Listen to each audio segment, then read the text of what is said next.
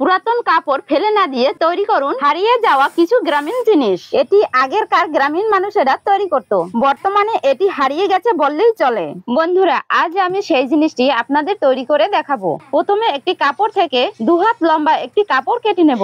এর চারপাশে সেলাই করে 4টি কোণা তৈরি করে নেব। তারপরে 2টি বাঁশের লাঠি আড়াআড়ি ভাবে আটকে নেব। একটি ফিতাকে বাঁশের মাঝখানে আটকিয়ে কাপড়ের সাথে আটকাতে হবে যাতে এটা খুলে না যায়। এখন এর মাঝখানে একটি ফিতা গিট দিয়ে একটি বাঁশের মাথায় লাগিয়ে নিতে হবে। এখন এর ভিতরে কিছু ভাত, মাছের খাবার ও কাঁঠালের ছোলা দিয়ে দেব। ভারের জন্য এর ভিতরে দিতে হবে আরো 2টি ইটের টুকরো। এখন এটি দিয়ে কি করবে তা জানলে আপনি অবাক হয়ে যাবেন। এখন এটিকে কিছু সময়ের জন্য জলের ভিতরে ডুবিয়ে রাখবেন। বন্ধুরা, এটি দিয়ে প্রাচীনকালের মানুষেরা মাছ ধরতো। কিছু সময় পরে চলে এসেছি, চলুন এটা তুলে দেখা যাক মাছ পড়েছে কিনা। বন্ধুরা, ভিডিওটি কোথা থেকে দেখছেন অবশ্যই কমেন্ট করে জানাবেন। কত সুন্দর মাছ উঠছে।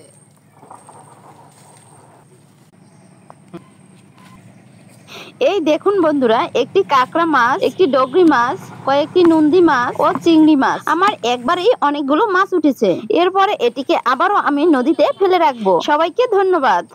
টিস্যু পেপারে পানি ঢালুন, এটি যে আপনার কত উপকারে আসবে তা আপনি কল্পনাও করতে পারবেন না। টিস্যু পেপারটি ভালোভাবে ভিজানোর পরে এটিকে 1.5 থেকে 2 ঘন্টার জন্য একটি বক্সের ভিতরে রেখে দিতে হবে।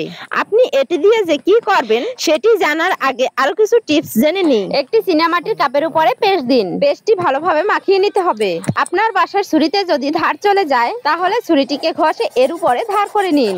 এখন ছুরিটিকে এর উপরে কিছু সময় ধরে ঘষতে থাকুন। তারপরে এটাকে পানি দিয়ে ধুয়ে নেব।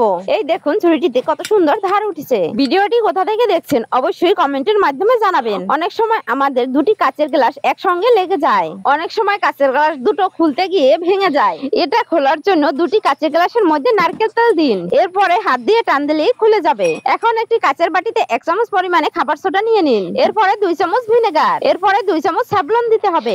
এগুলো দেওয়া হয়ে গেলে চামচ দিয়ে ভালোভাবে মিশিয়ে নেব। আপনি চাইলে এর ভিতরে 1 চামচ ডিটারজেন্টও দিতে পারবেন। কিছু সময় নাড়ার পরে এটা দিয়ে ভালোভাবে ফেনা তৈরি হবে। এখন আমি এই টিস্যু পেপারটিকে বের করে নেব। ভিডিওটি শেষ পর্যন্ত দেখুন, এটি দিয়ে দারুণ একটি জিনিস তৈরি হতে চলেছে। এখন এই টিস্যু পেপারে মিশ্রণটি ভালোভাবে মিশিয়ে নিতে হবে। যারা আমার আগের ভিডিওগুলোতে কমেন্ট করেছেন তাদেরকে অসংখ্য ধন্যবাদ। এখন এটি দিয়ে আপনার বাসায় থাকা ড্রেসিং টেবিল, আলমারি, শোকেস যেসব জায়গায় কাঁচ রয়েছে সেই সব স্থানে এই টিস্যু দিয়ে খুব সহজেই পরিষ্কার করে নিন। দেখবেন কাঁচগুলো খুব স্বচ্ছভাবে পরিষ্কার হয়ে গেছে। এতে পোকামাকড়ের আক্রমণ থেকে মুক্তি পাবেন।